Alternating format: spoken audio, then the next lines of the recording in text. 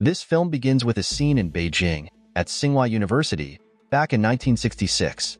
It was during the Chinese Cultural Revolution, a time when people were punished for not supporting certain political ideas. One of those punished was a physics teacher named Ye Zite. He stood firm in his beliefs and, sadly, was beaten by some young revolutionaries right in front of a crowd until he died. His daughter, Ye Wenji, saw all of this happen. Then, the story jumps to the future where a detective named Dasi is trying to solve the mysterious death of a scientist.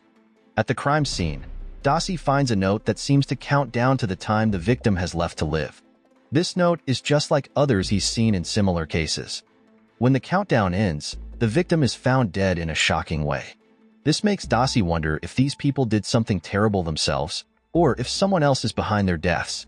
Meanwhile, at the Oxford University Particle Accelerator Center, a project leader named Vera Ye is visiting. She meets her team member, Saul Durand, and finds out their project has been canceled. Vera sees Saul looking very down as he stares at a screen, feeling pessimistic about their work. At that time, Vera Ye notices a problem with the accelerator shown on a screen. She tries to cheer up Saul, a member of her team, by giving him some encouraging words. Before she leaves, Vera asks Saul if he believes in God.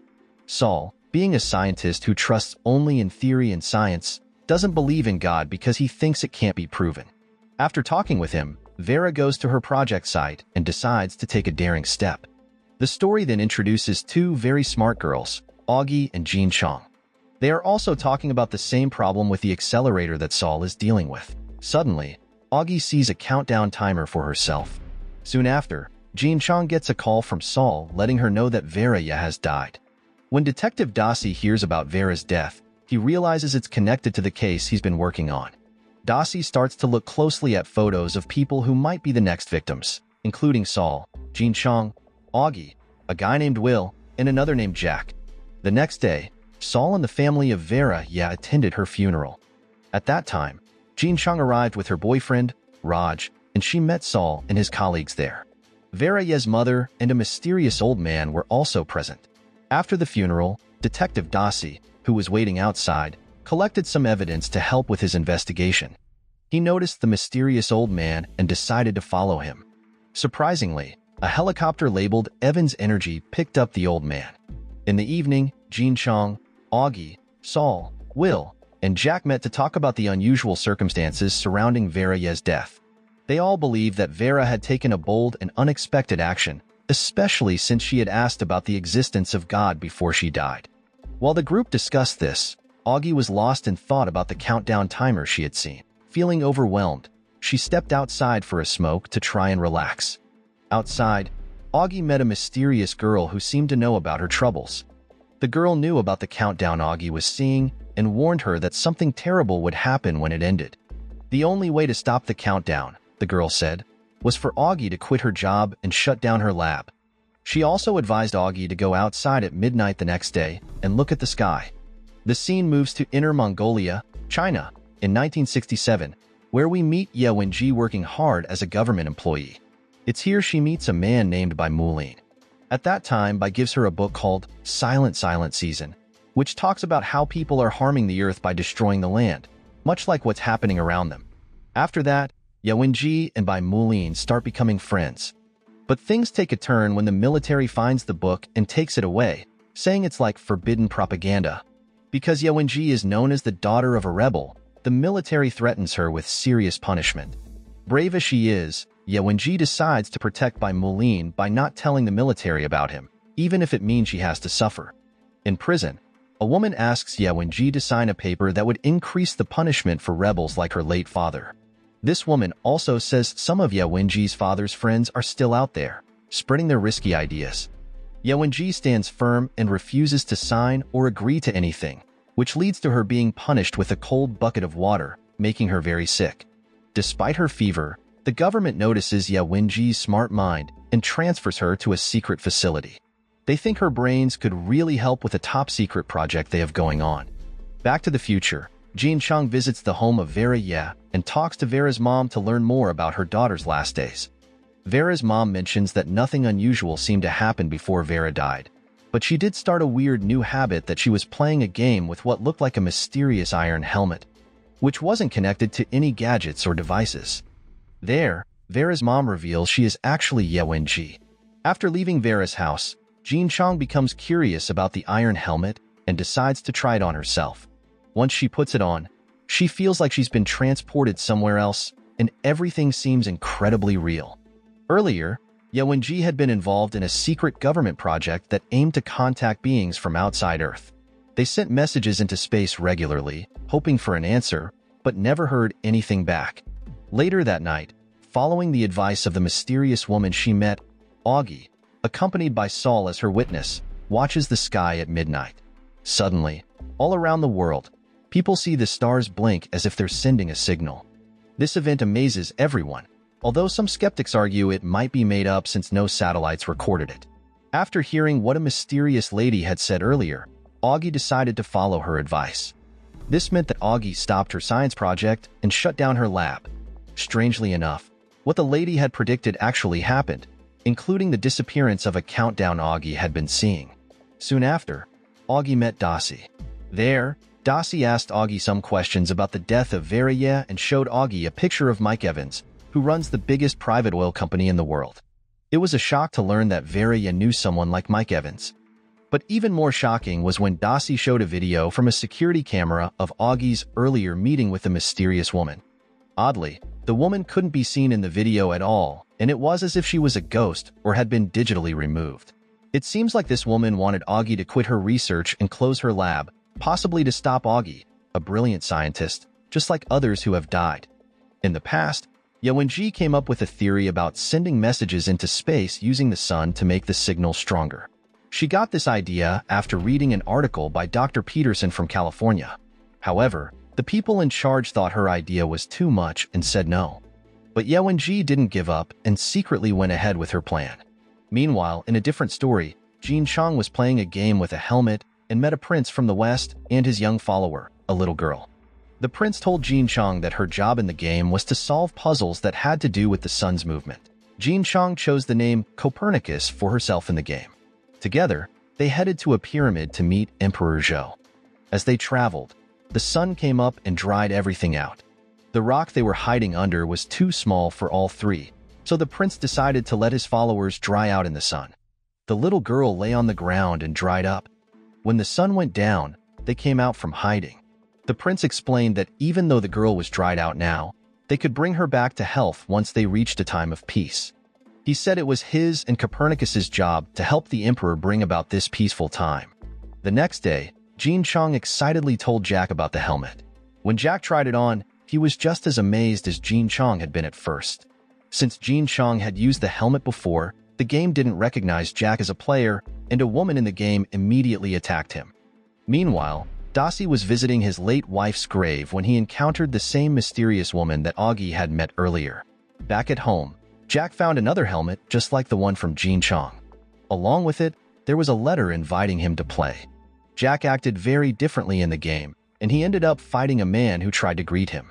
In the game, a little girl also appeared, just like in Jean Chang's game. In the story, Jean Chong and the Western princes were helping Emperor Zhou bring about a stable, peaceful time. Later, Jean Chong, who came from the future, tied the movement of the sun to scientific physics, which was different from the prince's ancient methods. Once the prince finished his ritual, a period of stability actually began. That's when they brought everyone who had dried out back to life, including the little girl. However, just as things were looking up, chaos erupted again. But this time, instead of drying out, everyone froze. After a certain event, Jean Chong was told by a woman that she had not been able to save civilization. However, she was told she did prove that science was better than mysticism. Because of this, Jean Chong moved up to level 2. At this new level, the woman hoped Jean Chong could save her civilization. Back in 1977, Ye Wenji met Mike Evans. She was sent by her bosses to find a place to build a radio astronomy lab, but it turned out Mike Evans was guarding that area and he didn't like the idea. At that time, Ye Wenji secretly tried to help him stop the lab from being built. But then, her co-workers figured out she was helping Mike Evans. Then, one co-worker tried to manipulate Ye Wenji by telling her about a woman named Tung Hongjing, who had been involved in the killing of Ye Wenji's father at the start of the story. Ye Wenji then met Hongjing, who was now a laborer. There, Yuanji asked her to admit her wrongdoing and apologize for what she did to her father, but Hong Jing refused. This refusal made Yuanji even more determined to get revenge for her father's death and led her to plan to destroy them all. Afterwards, Yuanji received a message from outer space because of her theory about using the sun. The message warned her not to respond because it could lead aliens to come and take over the Earth. Despite the warning, Yuanji replied to the message and proposed a deal, as she wanted to see the world destroyed due to the unfair treatment her father had received. Back in the present day, Dasi found another scientist who had died under mysterious circumstances. This was part of a pattern, as 32 scientists had now died in strange ways. Dasi had created a device like a helmet used for virtual reality games to help with his investigation. Soon after, he continued to look into the odd cases and kept an eye on Augie and her friends, who were scientists from Oxford, to gather more clues.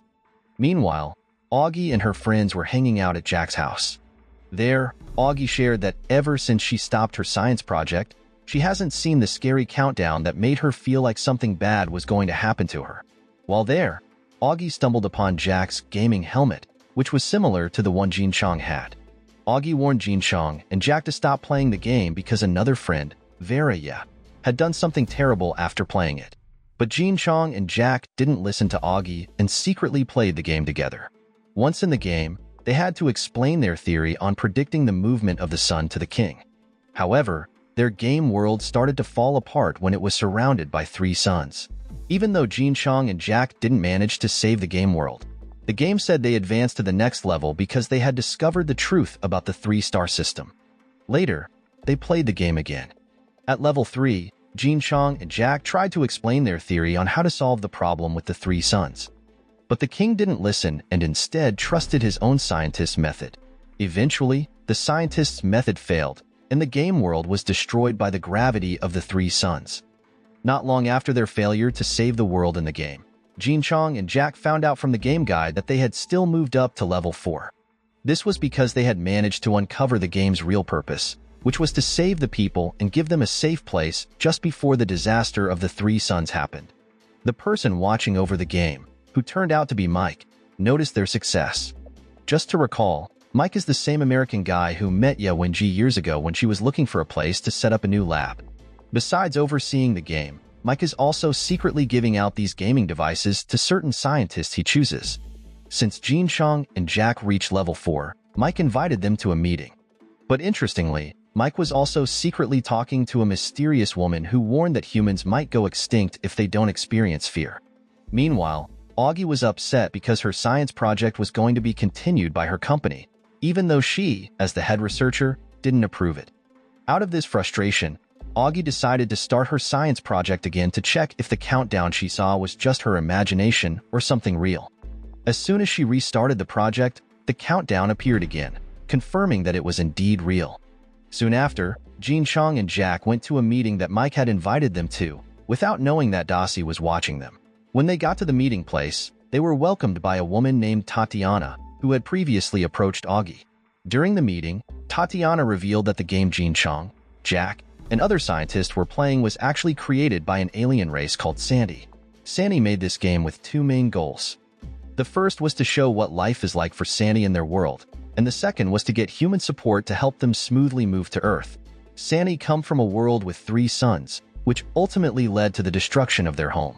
Because of a signal that Yuanji sent in the past, Sandy found out about Earth and decided to make it their new home. At the end of her talk, Tatiana revealed that she was a member of Sandy and mentioned that Sandy can change their appearance to hide what they really look like.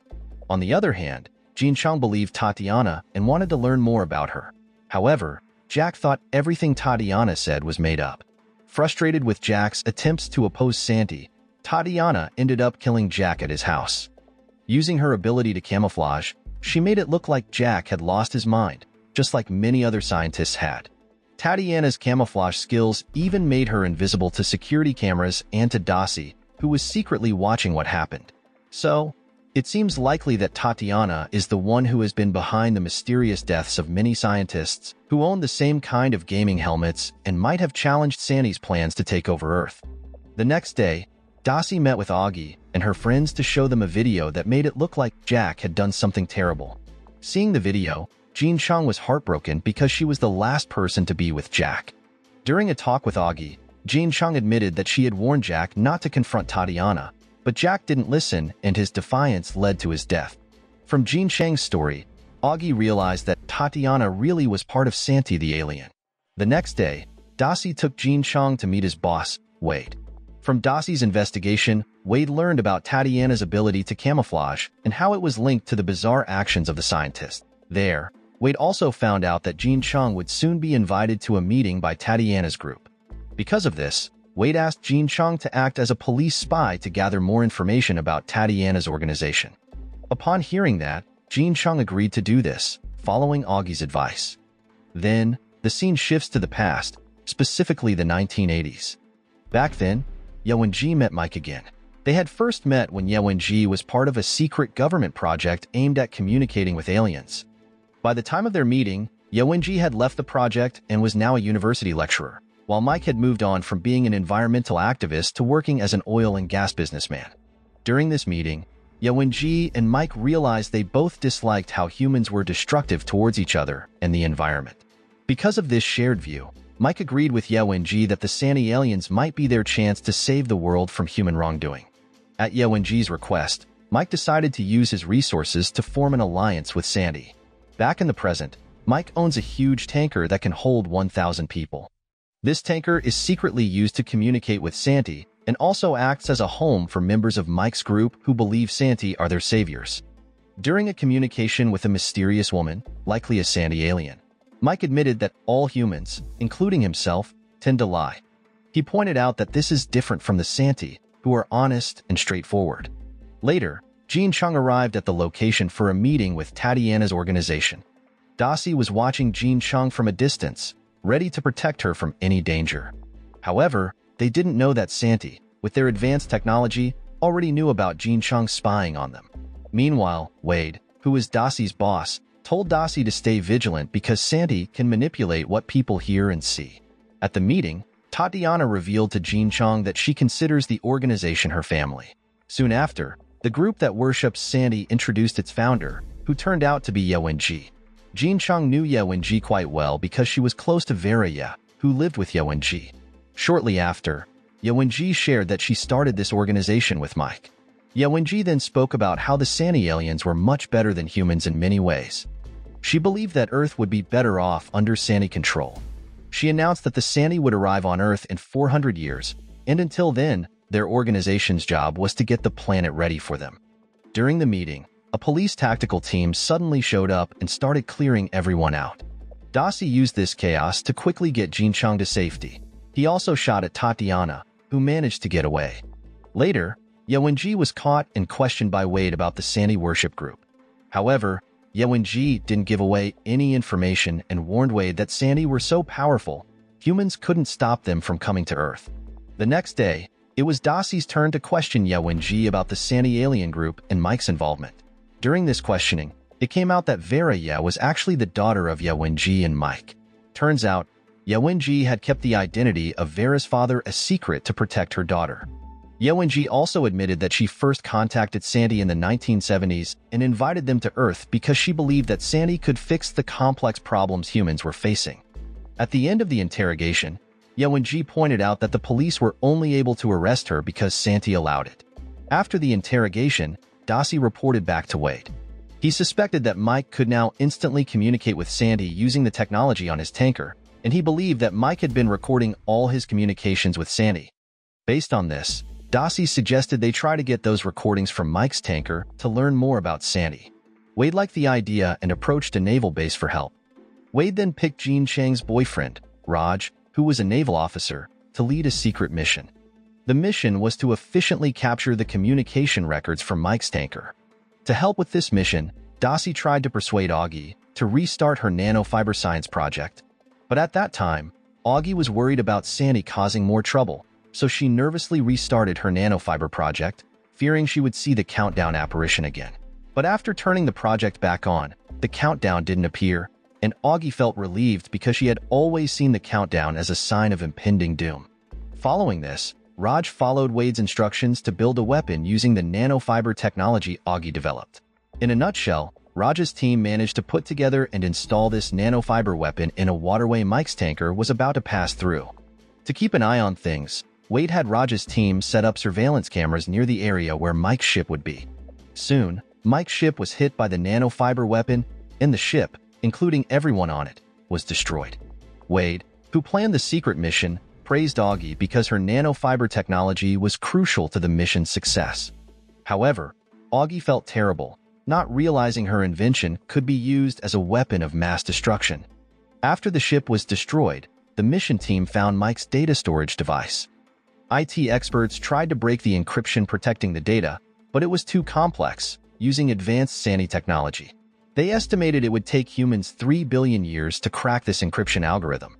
In the midst of their struggle to access the data, the SANI suddenly made the encryption accessible. The IT experts didn't just find recordings of Mike talking with the SANI, but also stumbled upon a huge file of 100 million gigabytes called SAPON, which they couldn't open. Knowing that SAPON relates to physical dimensions, Wade took Jean Chong to figure out what SAPON really is. At that time, Jean Chong knew a lot about SAPON and could answer Wade's questions, but she was puzzled about why such a file was in Mike's data. To crack this mystery, Jean Chong suggested they play a game designed by Sandy. Inside the game world, they were met by the usual game guide who was actually a Santi in disguise. The guide finally revealed what the SAPON file contained. So turns out, SAPON is an incredibly tiny supercomputer created by Sandy, but it can also expand so large that it could cover the sky on Earth. All this time, Santi had hidden SAPON in a dimension invisible to humans. SAPON has many shocking abilities, from spying globally to manipulating what humans see and hear, which is how it produced the countdown that targeted scientists saw. Sandy had been eliminating these scientists to gradually make humanity less scientific and easier to conquer when they arrive on Earth in 400 years. After learning Safin's secrets, Jean Chong and Wade were frightened and stopped playing Sandy's games. Soon after, SAPON appeared in its giant form and sent a threatening message to all of humanity. After SAPON showed itself in the sky and called humans insects, everyone around the world found out that Santi planned to come and rule Earth. Even though Santi wouldn't arrive for another 400 years, people still panicked, leading to riots, crazy behavior, and the creation of new groups that worshipped Santi. Many countries had to use their military to control the chaos. At the same time, Dasi brought Jean Chong to see Yawenji, who was still in prison. At that time, Yawenji was feeling down because Santi had stopped working with her organization after finding out that humans often lie. Yawenji was also stressed because the police had shut down the organization she led that worshipped Santi. When Jean Chong met with Yawenji, she immediately asked about why Santi had killed Vera Yarenjak. However, Yawenji avoided the question and kept saying that Santi's arrival would be good for humans. Jean Chong left the meeting frustrated and feeling that Yawenji had betrayed humanity. Meanwhile, Wade started an organization to fight against Santi, made up of top scientists from around the world. With Santi still 400 years away from reaching Earth, Wade's main goal right now is to learn as much as possible about Santi. He hopes this scouting will help find Santi's weaknesses, which could then be used to defeat them. For this mission, Wade recruited Jean Chong to develop a special tool to spy on Santi while they are still traveling to Earth. This means the spying would happen in space.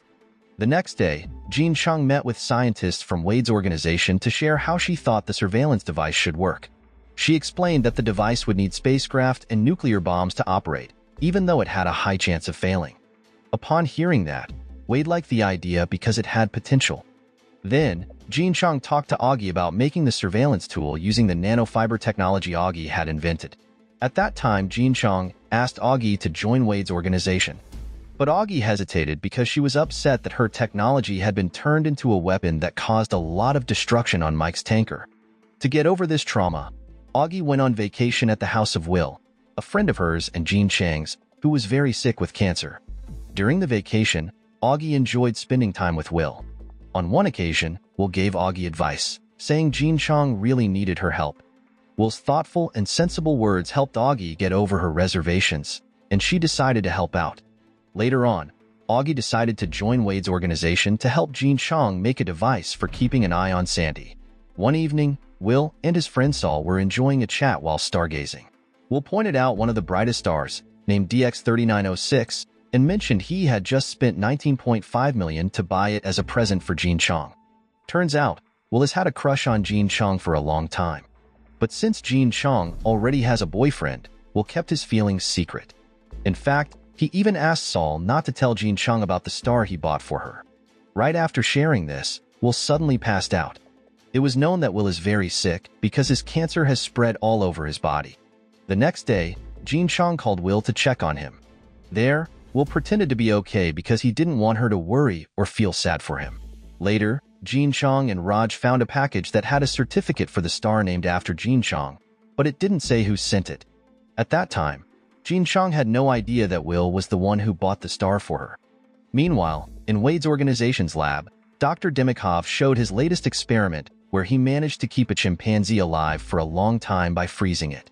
At that time, he was excited about his experiment because it could allow them to send humans as spies to the alien planet Sandy, which was hundreds of years away.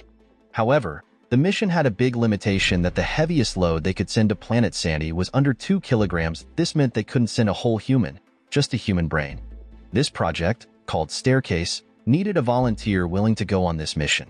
Upon hearing that, Jean Chong and Augie immediately disliked the idea because they didn't want to risk someone's life. Moreover, Wade suggested that Will, who was very smart and close to understanding the mission's purpose, could be a volunteer, especially since he was already dying and wouldn't live much longer. However, Augie and Jean Chong were upset by this suggestion. Then, Augie decided to quit the project, and Jean Chong was determined to make sure Will would refuse Wade's offer. At the hospital, Will was visited by his older brother and sister. They came not to check on Will's health, but to claim their inheritance from their mother.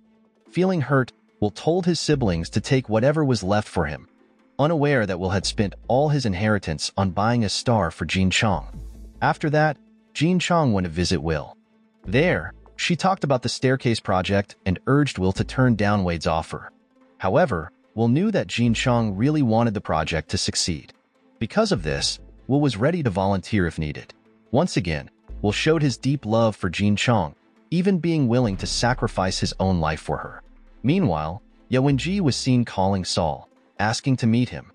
During their conversation, it was revealed that Vera yet didn't die because of the alien Santi, but because she discovered a huge secret that her mother, Yawenji, was the mastermind behind the plan for the Santi's invasion of Earth. Despite losing her child, Yawenji still believed her actions were justified. She then ended her conversation with Saul and said goodbye. In another place, a Santi alien guide contacted Tatiana through a TV screen. After Mike's death, Tatiana thought the Santi didn't need her anymore. But the guide reassured her that she was still part of the Santi. Finally, the day came when Will was officially accepted as a volunteer for the project. Before making his final decision, Saul was there to say goodbye. On that day, Jean Chong discovered that Will was the one who had bought her the star. This revelation made her realize that Will's feelings for her were more than just friendship. Unfortunately, by the time Jean Chong realized Will's true feelings for her, it was too late. Will had already undergone surgery where his brain had been removed, leaving him to face a harsh reality that he never experienced love returned from the woman he cherished. Elsewhere, Yawenji traveled to Beijing, to the site of a former secret government project. Believing her work for Santi was complete, she planned to end her own life. Before she could do so, she had a final meeting with Tatiana, and they watched the sunset together one last time. The next day, an accident happened involving Saul and his friend Nora while they were waiting for their car. A child on a scooter accidentally hit Saul, which led to a chain reaction where 3 cars lost control and tragically killed Nora. After the accident, Dasi interrogated Saul. During the interrogation, Dasi informed Saul that Yawenji had passed away and that Saul was the last person to see her alive. Surprisingly, Dasi also revealed that the crash seemed to be no accident, caused the cars were hacked and appeared to be targeting Saul's life. Luckily, the scooter collision with Saul unintentionally saved him, but unfortunately, Nora became the unintended victim. At that time, Saul was puzzled about who might want to harm him since he didn't think he had any enemies. However, Dasi suspected it had to do with Saul's last meeting with Yawenji and believed the Santi aliens could be behind it. To protect him, Dasi advised Saul to wear a bulletproof vest against potential attacks from the Santi. Saul was then heavily guarded and flown to a specific location. When he arrived, a man named Sebastian Kin welcomed him and acted as his guide. Saul found out he was taken to the UN office for an important meeting. At the meeting, Saul was surprised when a woman announced the Wall-Facer project, designed to counter the Sandy aliens. 3 people were chosen to lead and develop strategic plans for the project: General Ho, Professor Layla Eric, and Saul himself. At that time, Saul was completely taken aback by this unexpected choice. He wondered why he, a newcomer to the scene, was selected for such a significant role, especially when the other 2 appointees were so accomplished. Because of this, Saul declined the position of Wall-Facer, expressing his desire to remain just an ordinary person. Shortly after, Saul decided to step outside for some fresh air. Right away, Dasi approached him, offering to come along for protection. However, feeling uncomfortable with the company, Saul chose to go alone. Outside, to his surprise, Saul was suddenly shot by a stranger but remained conscious thanks to his bulletproof jacket. This incident further convinced Wade and Dasi that Saul was being targeted by Santi, emphasizing the need to keep a close watch on him. Meanwhile, Wade and several scientists, including Jean Chong, headed to the launch site of a rocket meant to carry Will's brain into space. On the plane, Jean Chong and Raj had a heated discussion, straining their relationship over the details concerning Will. The staircase project finally began with everyone feeling tense as the mission started. Saul went to the launch site to see the project for himself. While there, Saul and Jean Chong found a moment to chat. Later, Saul tried to reach out to Augie, who was now in Mexico. The rocket launches initially went as planned with all 3 booster stages and the nuclear explosion occurring without issue. However, an unexpected anomaly soon caused the rocket to veer off course, ultimately leading to the project's failure. This setback hit the scientists hard, particularly Jean Chong and Saul, who were deeply invested in the mission's success. The rocket carrying Will's brain is now on its way deep into space and is expected to continue its journey for hundreds of years. After the launch, Wade took a flight. On the plane, he was greeted by the Sandy alien guide, who spoke to him about the failure of the staircase project. The Sandy guide told Wade that she would keep an eye on him for the rest of his life. Meanwhile, Jean Chong and Saul were still feeling sad about losing Will. Soon after, Dasi joined them and tried to lift their spirits. He took them to a place swarming with insects and shared a thoughtful message that even though the aliens saw humans as insignificant like insects, he believed that humans, like insects, could endure and survive. With that, the 3rd part of the 3-Body Problem series comes to a close. The moral lesson from this series is if your science project can accidentally call aliens, maybe stick to baking soda volcanoes.